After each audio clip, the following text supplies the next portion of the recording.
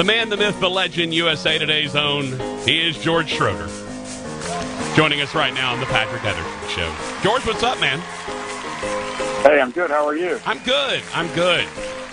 Hey, any truth to the rumor that you're covering the biggest game in college football this weekend in Arkadelphia, Arkansas? I'm glad you told me where it was because I wasn't sure. I was like, well, I went to the one last weekend. Which one is this weekend? Right. Yeah, not much truth to that. I'll be in another burg. I'll be in Waco, Texas, to cover an unexpected but interesting showdown. Yeah. By the way, George, that's number 5 and 10-0 OBU against number 20, 9-1 Henderson State in the Battle of the Ravine. Just so you know, if you. Yeah, I'm sorry to say that I did not know that. It's an embarrassing thing to admit. Yeah. You should be quite embarrassed by it. Even though you didn't graduate from OBU, you did attend there, and you are therefore an honorary Tiger. So yeah, I did had a cup of coffee there. The Arklatex, though, is probably just going nuts about that game. I would imagine. Yeah, look, I keep telling everyone, as an OBU alum, I'm just being selfish this week, and so I'm having Todd Knight, the head coach at OBU, on just because I can. It's my show, and who's going to stop me? So. The GM, maybe? I don't know. Yeah, I don't know. Nobody's powerful enough to stop me, George. You know that. Hey, all right, sure. let's talk about last week. Obviously, a massive game, the old game of the century again, and it lived up to the hype. Early on, LSU big, up 20 at halftime. You knew Bama would come back. They did, and yet every time Bama threw a haymaker, LSU just counterpunched. What did we learn from that game? Well, a couple things. One, I think the first thing we learned is after all these years of wishing and hoping and saying that it will happen, LSU finally made it happen. They finally sort of conquered the Nick Saban deal, which we hadn't seen since 2011, obviously, and they've closed the gap with the programs. I mean, look. We always overdo this stuff, right? This doesn't mean that Alabama's demise is at hand. It doesn't mean that LSU has passed Alabama forever. It doesn't even mean that the gap is significant, but there is now a gap, like there has been the last few years, and the gap is the gap is in reverse. I mean, I thought LSU was clearly the better team to win the way they did in Tuscaloosa, and so I don't. What does that mean long term? I don't know. What it means for right now is the Tigers are on top. Alabama's on the outside of the bracket looking in. Never mind the fact that they're number 5. That is a ceiling probably for them unless they get a lot of help from other leagues or in other leagues with teams losing. And, meanwhile, the Tigers have every shot to be the top seed in the playoffs. If they're not the top seed, you're looking at the 2 seed. So I thought it was a tremendously entertaining game with potentially a lot of huge critical pivot points. Again, what happens from here will determine that, but it sure felt like we'd seen a little bit of a change. Yeah, and the interesting thing was, to me, the confidence that LSU went in with, and Orgeron said, and I don't believe to me he's not a guy that lies. He gets up there and he'll tell you the truth, and when he goes up there and says, "I truly believed we had the better team going in," I think he believed that, and it turned out it was true. Yeah, it did turn out that it was true. And listen. You can say that a lot of times. A lot of times Alabama beats people before they take the field, even if the gap's not as big. Yeah. It feels big to opponents, and that clearly did not feel like that to LSU. And I have to think this. Look, this is not as good an LSU defense as we've seen in the past. It's not up to the standards of LSU defenses that we've seen in the past. But the offense is so different than anything we've ever seen at LSU that their confidence is sky high, and they believe they can score on anybody. And they were right. By the way, this Alabama defense is not what it's been in the past, including last year when it wasn't all that good by their standards. It's worse than it was a year ago. So that certainly helps. But the confidence that LSU has is born of the results that they've seen on the field from a quarterback and an offensive scheme and the perfect meshing thereof. And you know what? And the will to execute that confidence, that scheme, which was not always there even in the Ed Orgeron era until this year. Talking to George Schroeder from USA Today. I want to ask you about this because, yes, you're giving up more points, obviously, at both Alabama and LSU. And people come, oh, they're not, the defense isn't as good.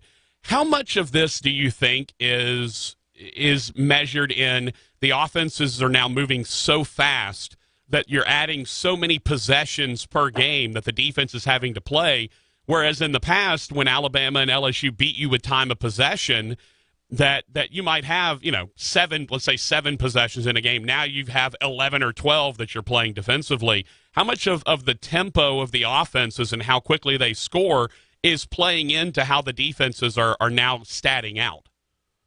Oh, some of it. But listen, I think most of it is just the wave of offense has changed the game. And look at yards per play more than look at total yards and even points. And Alabama's given up 5.3 yards per play in conference, which is more than Oklahoma's given up in conference this year. And just to give you an idea, because none of us ever wants to think that Oklahoma is a very good defense, and I'm not suggesting they do. It's better than it was a year ago, but it's not good. It's just okay.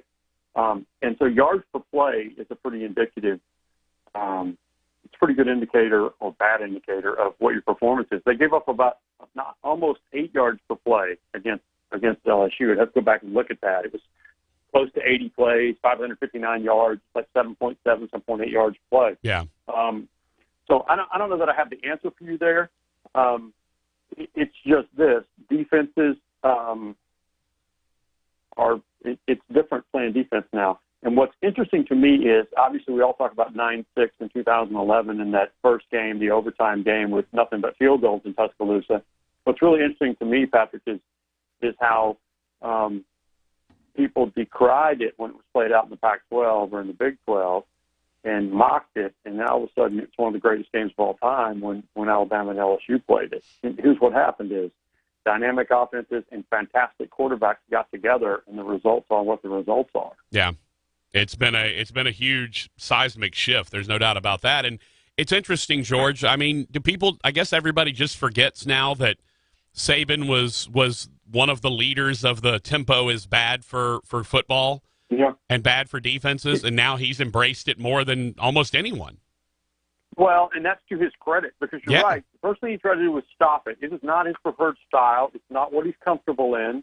He wants to play football in a phone booth and recruit the best players and smash you around, right? And that's great. And he still recruits the best players in many cases, right? It's just that he's now recruiting to a different style.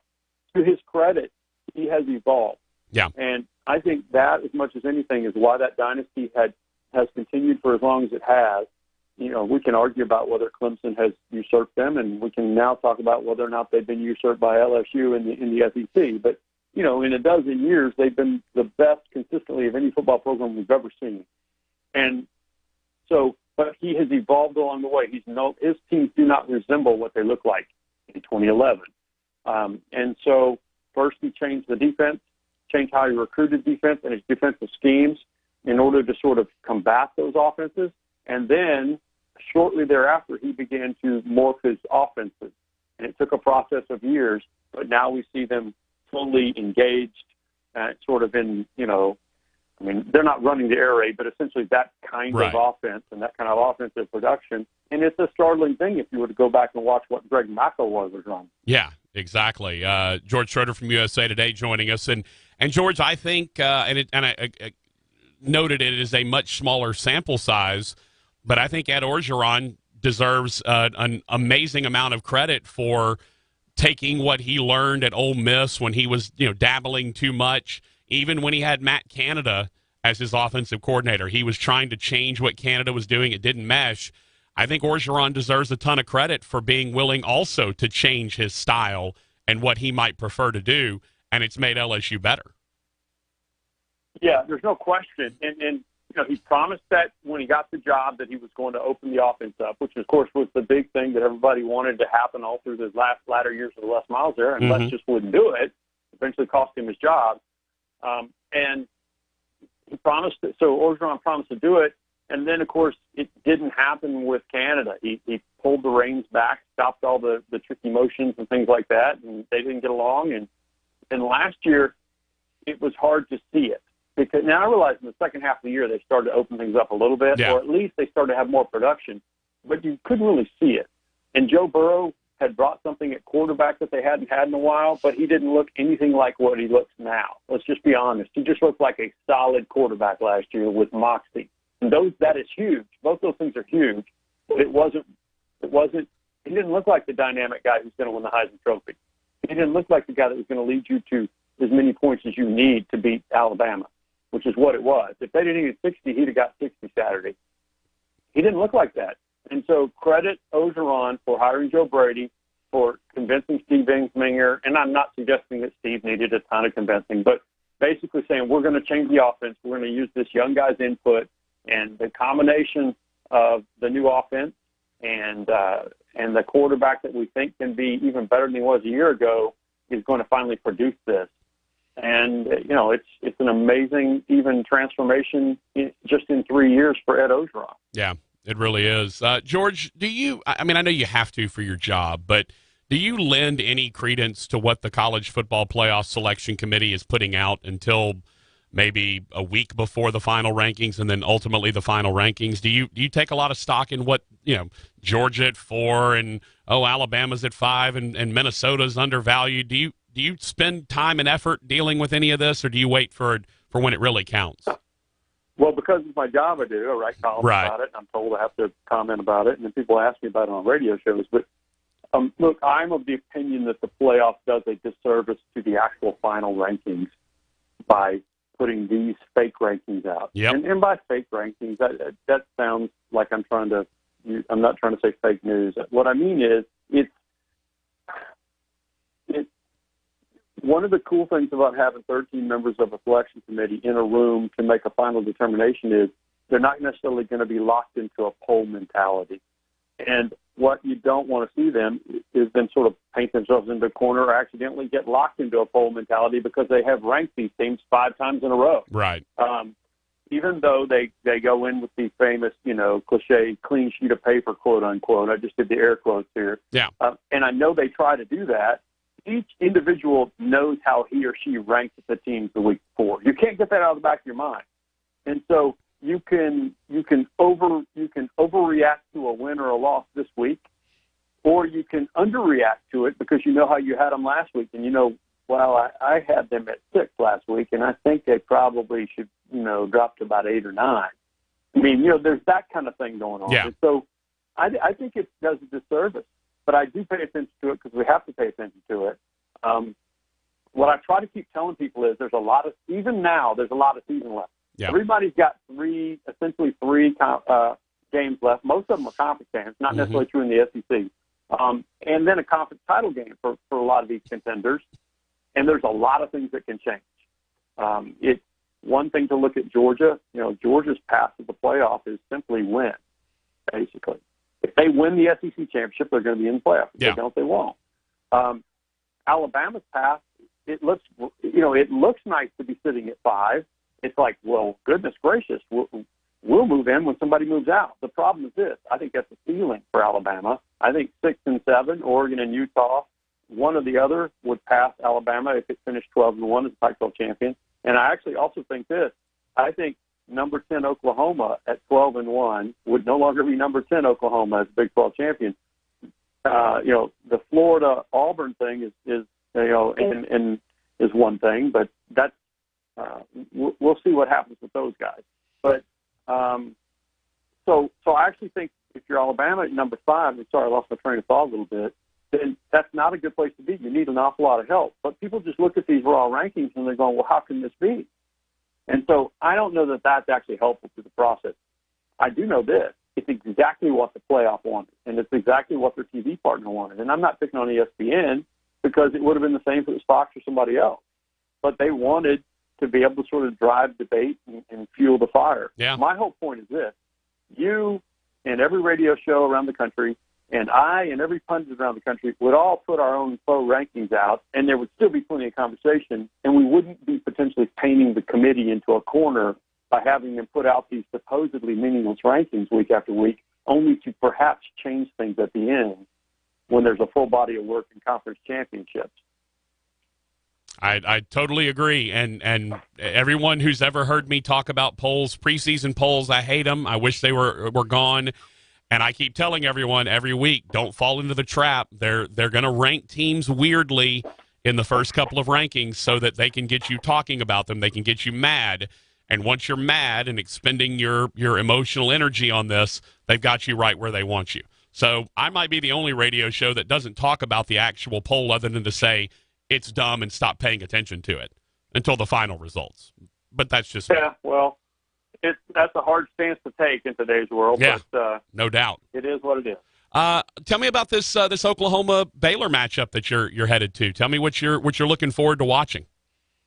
Well, I don't think we really know what to make about Baylor. They're 9-0. They could be 5-4, but they're 9-0, and there's a value in just winning. You know, let's just stick with their last game. Needed a 51-yard field goal in the final minute to get to overtime 9-9 against TCU. Then they went and won it in 3 overtimes. And, so, they easily could have lost. They've won 5 of the last 7 games have been one-possession games. 3 of them have been won on the final play. So counting a couple overtimes and a field goal win against Iowa State. So they're not exactly a juggernaut. But the deal with Baylor is this. I mean, it's one thing to talk about them in the context of the college football playoff, and they're just on the fringes of that conversation right now. It's another thing to say these guys were 1-11 2 years ago under Matt Rule in his first year. They were 7-6 last year, had to win their last game to get bowl eligible, and then beat Vanderbilt in a shootout win in the bowl game. And now all of a sudden they're 9-0, 1-11 in a row. And there's something kind of going on at Baylor. I'm not suggesting that they're going to be 10-0. I'm not suggesting that they're going to win the Big 12. But that is a remarkable – the thing about Baylor is you need to look at it not in the context of this year and whether or not they're part of the playoff conversation or even whether or not they're good enough to win the Big 12. It's more like what they've done to emerge from the rubble after all the scandal and the Art Briles, into the Art Briles tenure, and then what Matt Rule's done since then. That is a fantastic story, and that's the thing that I'm most excited about is what's happening there. On the other hand, Oklahoma, I don't know what to make of them because I think their ceiling is really high. Yeah. I think their ceiling is top 4 high. But, they lost the game at Kansas State, which is not a bad loss because Kansas State's a pretty good team, ranked team, but it's not a good loss either. And then last week they were up 3 touchdowns on Iowa State, and through a combination of the defense not playing real well, but the offense turning the ball over and putting the defense in bad position, suddenly had to withstand a 2-point try that would have won the game for Iowa State in the final second. So what do you make of them? Are they the team that rolled people in the first 7 games, or are they a team that suddenly shown some flaws? And what are they going to be like, in a night game in Waco and then thereafter? I don't know the answer. So to me, it's a fascinating game on a couple of levels. Yeah. Well, George, if you need any barbecue recommendations in Waco, holler at me, man. I can hook you up. Yeah, Hellberg's Barbecue and Guest Family Barbecue. Those would be the 2 I would go for. That's a good pick by you. I like where you're at. That's how it goes. You've done your research. Hey, look, if I don't want to tell you how to live your life, but I think you should petition your bosses to let you go to Arkadelphia instead of Waco this week. But that's just me. Mm-hmm. You should, the Battle of Irvine is much more fun than anything Oklahoma and Baylor are going to throw at you. Well, listen, that might be true. Unfortunately, I'm not sure that's going to get to sway the editors. Yeah, I understand. You're the best, George. Thank you so much for your time, man. Have fun down in Waco. Thank you. All right, George Schroeder, U.S.